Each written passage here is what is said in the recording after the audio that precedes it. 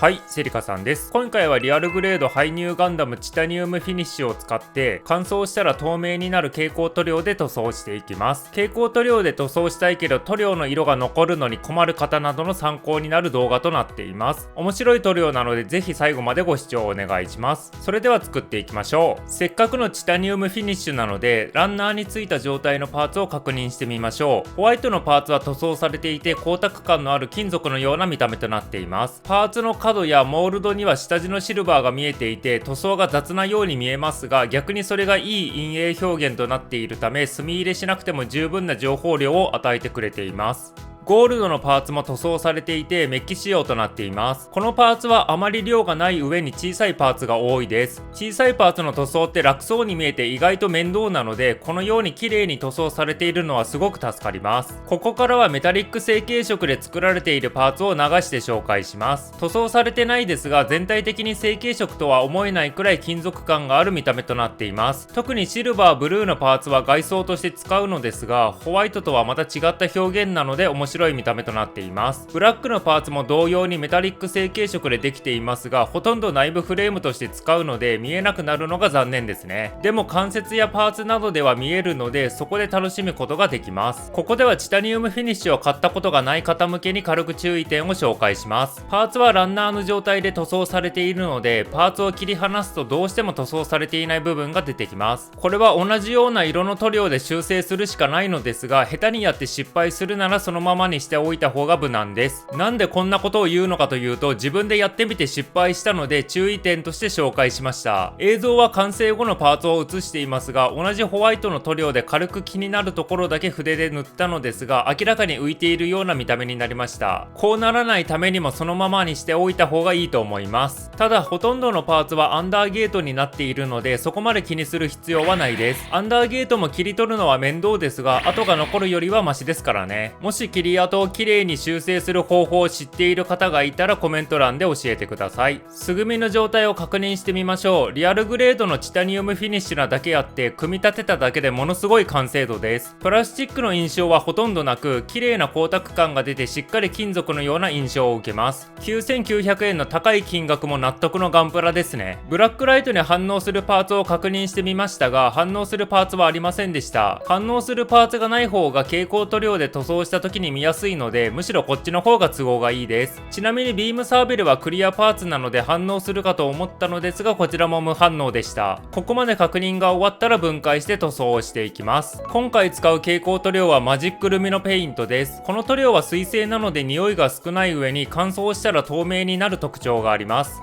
その特徴から元の状態を維持したままブラックライトを当てた時だけ発光するような表現ができます。用途にもあるように使う人次第で無限大の表現ができるような面白い塗料です。初めて使う塗料なので余ったランナーに塗ってどんな見た目になるのか実験してみます。塗料は瓶から直接取って塗ることができます。特に薄める必要もないくらいの粘土でしたが、薄めるなら水でいいと説明欄に書いてあります。筆の洗い方も乾燥前なら水だけでそれなりに落ちますが、気になる方は筆を使い分けた方がいいです。塗った直後は木工ボンドみたいな白い見た目となっています。前色こんな状態なのでブラックライトを当てないと見分けがつきません。この状態で1日乾燥させてみます。乾燥が終わったランナーを見てみると透明に近い見た目になっていました。このランナーは色がグレーなので塗装跡が見えていますが、ホワイトなど明るいパーツならほとんど目立たないようになります。ブラックライトを当てるとちゃんとそれぞれの色で発光してくれます。365ナノメーターのブラックライトを使っていますが、明るく発光してくれているのですごく目立ちます。他のランナーでも実験したので気になるところは一時停止して確認してください。パーツの色によって塗装跡が目立つものもありますが、実験目的で大雑把に塗っているのでそこはあまり気にしなくていいです。実際はこんな塗り方しないですし、小さいパーツや塗装範囲を考えて塗ればほとんど気にならなくなります。この次はこの塗料の落とし方を実験してみましょう。水性塗料なので定番のキッチン用マジックリンで落ちるか試してみます。紙コップにマジックリンを入れて綿棒に含ませてから塗料をこすります。分かりやすいようにブラックライトを当てた状態でやってみます。塗料が白く発光していますが、全色混ぜたらこのような見た目になりました。。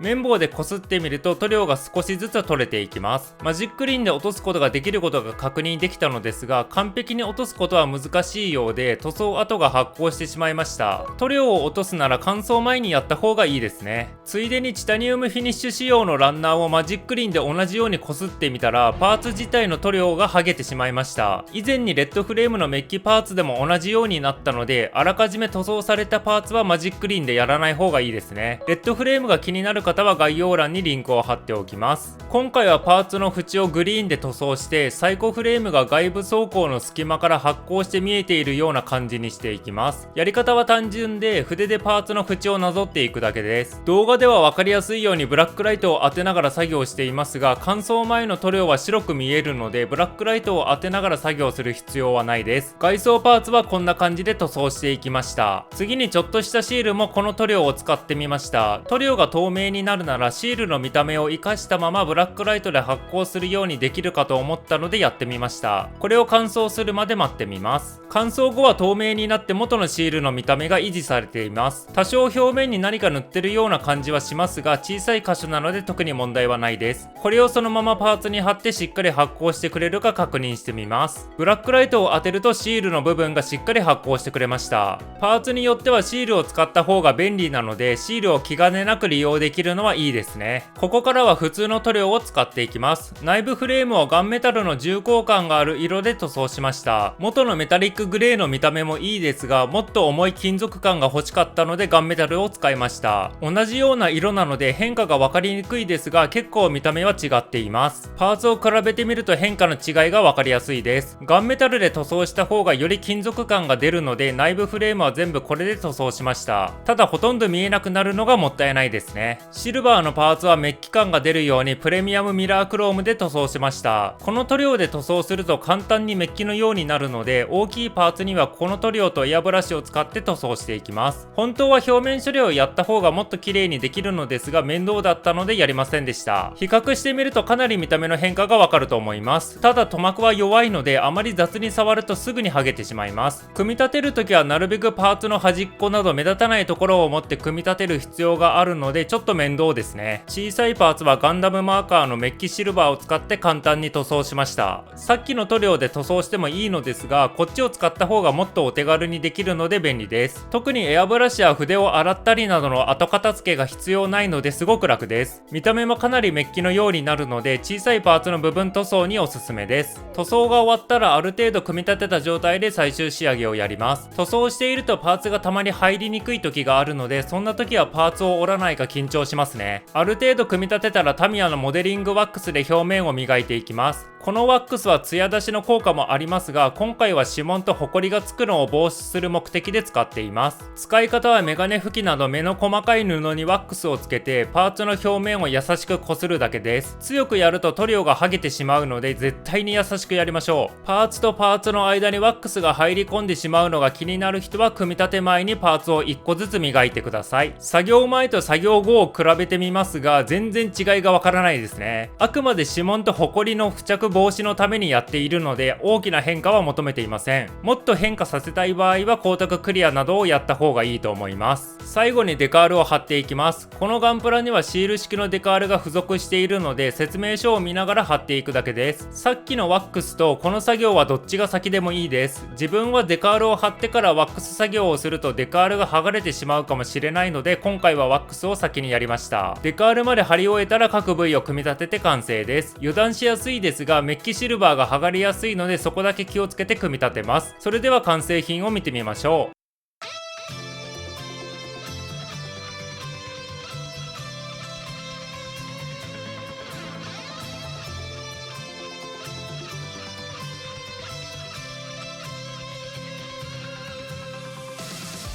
完成品ですが、素組みでも十分見た目が良かったので、そこまで劇的に変わった感じはしません。肝心の蛍光塗料も塗装されている様子が全然ないように見えるので、いい意味で成功しています。ブラックライトを当てて蛍光塗料の発光を確認してみましたが、かなり明るく発光してくれました。水性塗料なので匂いも少ないし、乾燥したら透明になるので、かなり使い勝手がいい塗料です。値段は高めですが、容量が 50g と多いので、使える量を考えるとそこまで高くはありません。1個でも持っておくと便利な塗料です。このガンプラにはファンネルを固定するための軸がないのでプラ棒で簡単に作ってみました。 3mm の透明プラ棒の先端をニッパーでマイナスの形状になるように切るだけです。あまり細く切るとファンネルを固定できないので気持ち太めに切ります。固定用の棒ができたらファンネルのプラス形状になっている穴に取り付けます。マイナスの形状に作ったので横向きにして取り付けた方が外れにくいです。割と安定して固定できるので雑に作った割には良かったです。あとはこのプラ棒の先端を指で曲げてニッパーで好みの長さに切って完成です。プラ棒はアクションベースの 3mm の穴に入るのでそこで固定します。プレ版で専用の固定用エフェクトパーツが販売されているようですが買ってないので自分でパパッと作りました。ターンテーブルを回転させても取れることがなかったのでお手軽に作るだけだったら十分な強度です。高さ調整がやりにくいのが難点ですが一度配置を決めて飾るだけなら問題ありません。蛍光塗料は部屋の明るさで印象が変わります。暗めの部屋だと全体的に発光しているような印象になりますし明るめの部屋だと最初に紹介したようなブラックライトを当てた箇所だけ発光しているような印象になります。ビームサーベルはブラックライトに反応しなかったので蛍光ブルーで塗装しました。これも筆で塗装しただけなので特に難しい作業はしていません。今回は蛍光レッドは使わなかったので何かの機会に使ってみたいですね。最後にバズーカを持ったハイニューガンダムを見ながらこの動画を終わりにします。ここまで見てくれてありがとうございました。今回はチタニウムフィニッシュでしたがいつもはクリアカラーガンプラをメインに色々な実験をしながら動画投稿をしています。チャンネル登録前に他の動画も見ていただけるとプラモ作りの幅が広がります。それでは次の動画でまたお会いしましょう。